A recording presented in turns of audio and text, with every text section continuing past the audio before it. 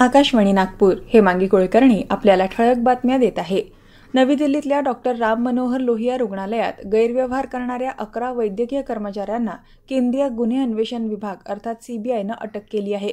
हे कर्मचारी वैद्यकीय उपकरणं पुरवठादारांकडून पैसे घेणं, डॉक्टरांची भेट निश्चित करण्यासाठी रुग्णांकडून लाच घेणं, तसंच बनावट वैद्यकीय प्रमाणपत्र बनवणं असे प्रकार करत असल्याचं तपासात निष्पन्न झाल्यानं ही कारवाई करण्यात आली। कांदा निर्यातीसाठी केंद्र सरकारनं लावलेला 40% कर त्वरित मागे घ्यावा अशी मागणी राज्याचे काँग्रेसचे वरिष्ठ नेते पृथ्वीराज चव्हाण यांनी केली।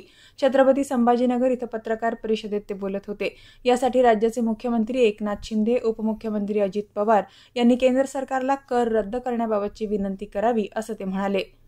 राष्ट्रीय पोषण संस्थेनं भारतीयांसाठी आहाराचे नवे दिशानिर्देश प्रसिद्ध केले आहे। त्यात शारीरिकदृष्ट्या कार्यक्षम राहणं, नियमित व्यायाम करणं, मिठाचा वापर मर्यादित ठेवणं, अति मेदयुक्त पदार्थ, साखर आणि अति प्रक्रिया केलेल्या पदार्थांचा कमी वापर अशी शिफारस दिशानिर्देशांमध्ये केलेली आहे। यामुळे पोटाचा घेर वाढणं, वजन वाढणं आणि लठ्ठपणा यावर मात करता येईल असं हैदराबाद स्थित राष्ट्रीय पोषण संस्थेनं म्हटलं आहे।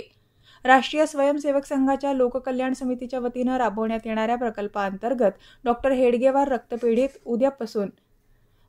आजपासून इरेडिएशन सुविधा सुरू होणार असून अशी व्यवस्था असलेली ही मध्य भारतातील पहिलीच रक्तपेढी असणार आहे। 31 वर्षांपूर्वी 9 मे 1993 रोजी डॉक्टर हेडगेवार रक्तपेढीची सुरुवात झाली होती। आज या संस्थेचा 32वा वर्धापन दिन असून त्याचवेळी या नव्या सुविधेचं उद्घाटन राष्ट्रीय स्वयंसेवक संघाचे केंद्रीय कार्यकारिणी सदस्य भैयाजी जोशी यांच्या हस्ते संपन्न होत आहे। IPL क्रिकेट स्पर्धेत आज पंजाब किंग्स आणि रॉयल चॅलेंजर्स बंगलोर यांच्यात सामना होणार आहे। धर्मशाला इथं हिमाचल प्रदेश क्रिकेट असोसिएशनच्या स्टेडियमवर संध्याकाळी 7:30 वाजता हा सामना होईल।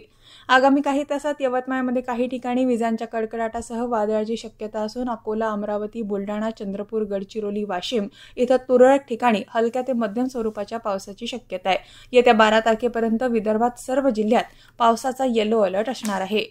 याबरोबरच हे ठळक बातमीपत्र संपलं। नमस्कार।